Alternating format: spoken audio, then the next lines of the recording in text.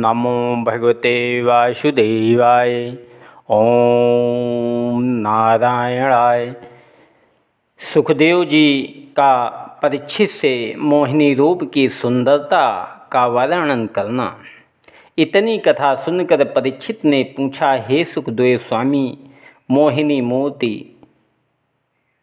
रूप कैसा सुंदर था, जिसे देखकर सब देवता व दैत्यों वैसे मोहित हो गए कि दैत्यों को अमृत पीना भूल गया।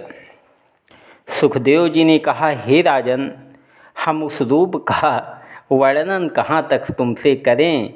वह मोहिनी रूप ऐसा सुंदर था कि जिसे देखकर महादेव जी भी, जिन्होंने कामदेव को भस्म किया था, मोहित हो गए थे।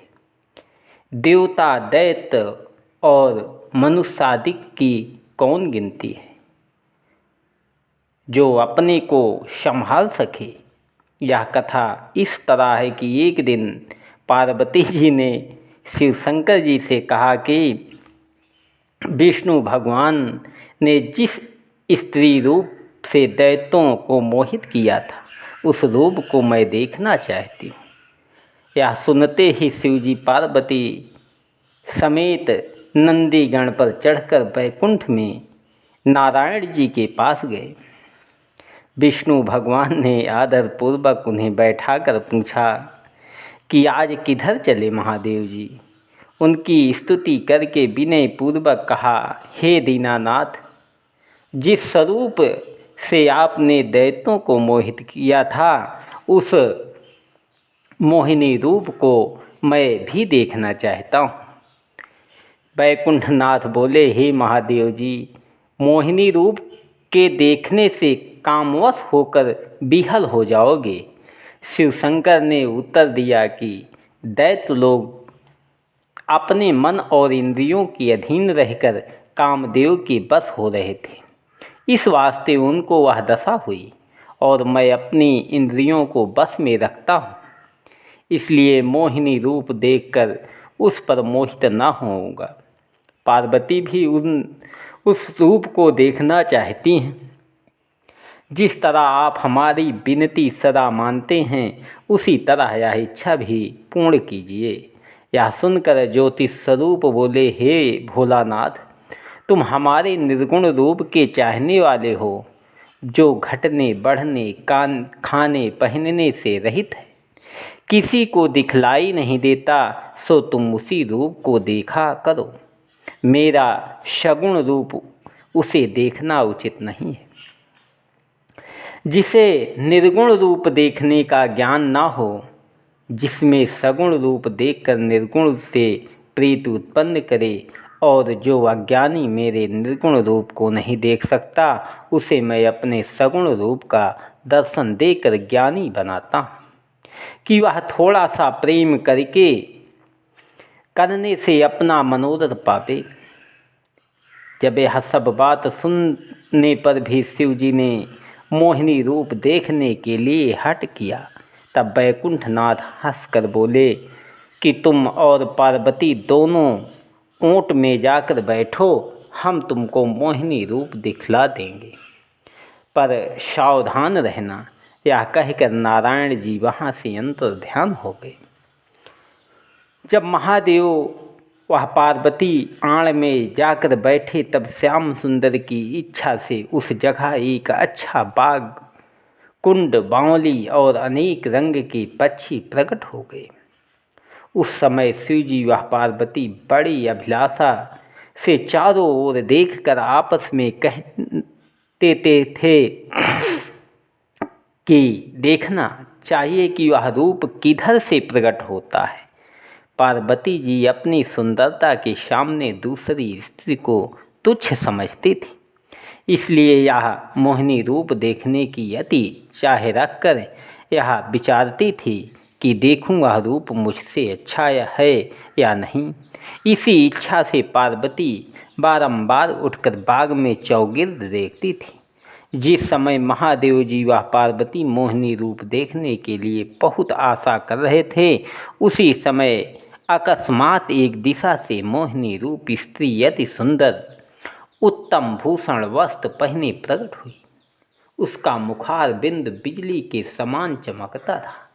जड़ाऊं करधने घुंघरूदार पहने कपड़े का गेंद बहुत अच्छा वह गोल रेशम से सिया हुआ अपने हाथ में लिए आकाश में उछाल कर फिर रोक लेती थी। गेंद उछलने और नीचे ऊपर देखने के समय अनार फल के सदिष्ट उनके स्तन दिखलाई देते थे और दिखने वालों का मन चलायमान हो जाता था। वह मोहिनी उस बाग में चारों ओर गेंद खेलती फिरती थी।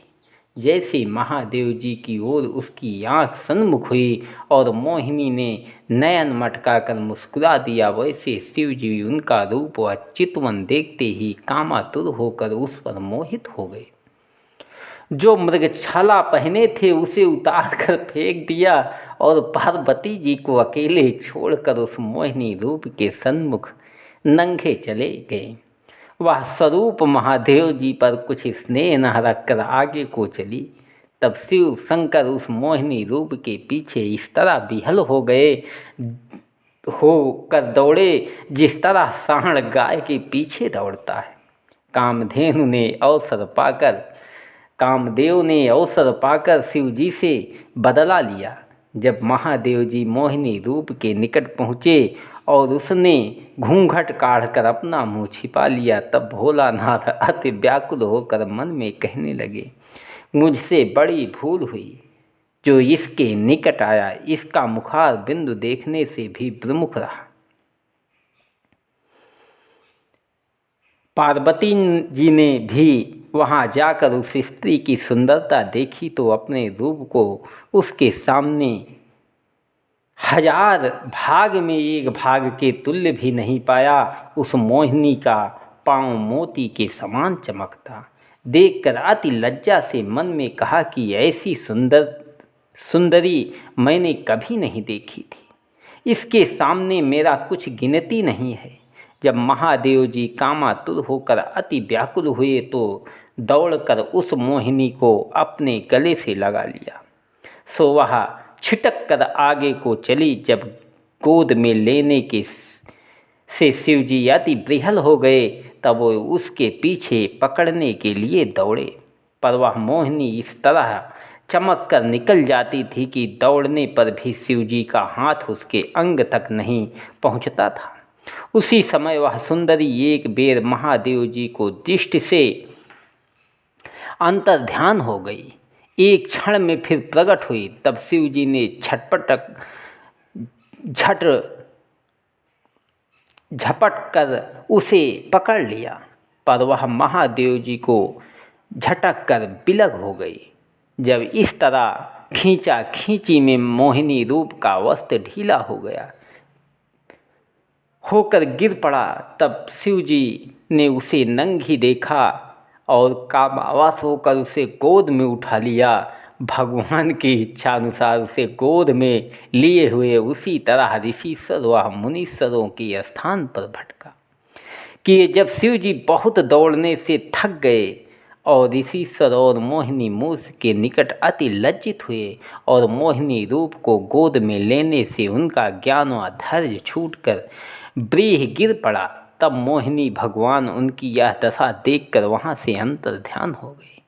सो जहाँ महादेव जी का ब्रीह गिरा था वहाँ सोना चांदी और पारे की खान उत्पन्न हुई। ब्रीह गिरने और मोहिनी रूप के अंतर्ध्यान होने से महादेव जी अति लज्जित व उदास होकर एक वृक्ष के नीचे बैठ गए और यह सोचने लगे कि कदाचित फिर वह मोहिनी प्रकट हो। उसी समय पार्वती जी वहाँ पहुँच गई। उन्हें देखते ही महादेव जी ने अति लज्जित होकर मन में कहा कि देखूं, मैं काम क्रोध मोह लोभ को अपने बस में करके हजारों वर्ष समाधि में बैठा था, सो इस मोहिनी रूप को देखने से सब ज्ञान भूल कर विह्वल हो गया और उसके पीछे पागल के समान दौड़ता रहा। अपना धैर्य व बड़ाई छोड़कर मुनियों व ऋषिश्वरों को निकट अपना उपहास कराया। इससे मुझे मालूम होता है कि मैंने कामदेव को अपने बस में कर नारायण जी से मोहिनी रूप देखने का हठ किया था। इसी वास्ते गर्भ प्रहारी भगवान ने ज्ञान हर कर मेरी यह दशा की। संसार में जो लोग अपने ज्ञान का गर्भ करते हैं उनको मूर्ख समझना चाहिए। परमेश्वर को माया ऐसी प्रबल है कि जिसमें कोई नहीं छूट सकता। ऐसा विचार कर महादेव जी अति चिंता करने लगे। जब परमेश्वर ने देखा कि विचार कर महादेव अति चिंता करने लगे, तब परमेश्वर ने देखा कि भोलानाथ मेरे परम भक्त अति लज्जित होकर उसी सोच में अपना तन छोड़ना चाहते हैं। तब विष्णु भगवान चतुर्भुजी स्वरूप से शिव जी के पास आकर प्रकट हुए और उनका हाथ पकड़कर आदरपूर्वक बोले, हे सदाशिव, तुम कुछ चिंता मत करो। यह मोहिनी रूप देखने से योगी व मुनि आदि किसी का ज्ञान ठिकाने नहीं रहता। माया रूपी स्त्री की चाह से बड़े बड़े ऋषीश्वर महात्मा और संसारी जीव अपना धर्म कर्म छोड़ देते हैं। इस माया रूपी समुद्र में चैतन्य रूप कौन नहीं डूब सकता। इस सागर में कोई बाहर नहीं निकल सकता। बहुत से देवता दैत्य मनुष्य ज्ञानी लोग कामदेव के मद में नष्ट होकर कामरूपी सत्व से हार मान गए। इसलिए स्त्री रूपी माया को अति प्रबल समझना चाहिए, पर तुमको मेरी माया नहीं व्यापेगी, क्योंकि तुम सदा मेरी चर्चा व ध्यान में रहते हो। कदाचित तुम कहो कि इस समय मोहिनी रूप माया क्यों मेरे ऊपर व्यापी। उसका यह कारण है कि तुमने निर्गुण रूप का ध्यान छोड़कर अपने को हमसे बिलख समझा और मेरी माया का कौतूहल देखना चाहा, इसलिए तुम्हारी यह गति हुई। अब तुम धैर्य रखो, फिर मेरी माया तुमको नहीं व्यापेगी। जब नारायण जी ने इस तरह शिव जी को बोध किया, तब वे धैर्य धरकर वैकुंठ नाथ को दंडवत करके विदा हुए और कैलाश पर्वत पर आकर पार्वती जी से बोले, तुमने नारायण जी की माया का चरित्र देखा। मैं इन्हीं ज्योतिष स्वरूप का ध्यान, जो मेरे इष्ट देव हैं, आठों पहर करता हूँ। इतनी कथा सुनाकर सुखदेव जी बोले, हे राजन, जो मनुष्य समुद्र मंथन की कथा सुनकर कोई उद्यम का आरंभ करे तो उस व्यापार में उसका मनोरथ पूर्ण होता है। ओम नमो भगवते वासुदेवाय।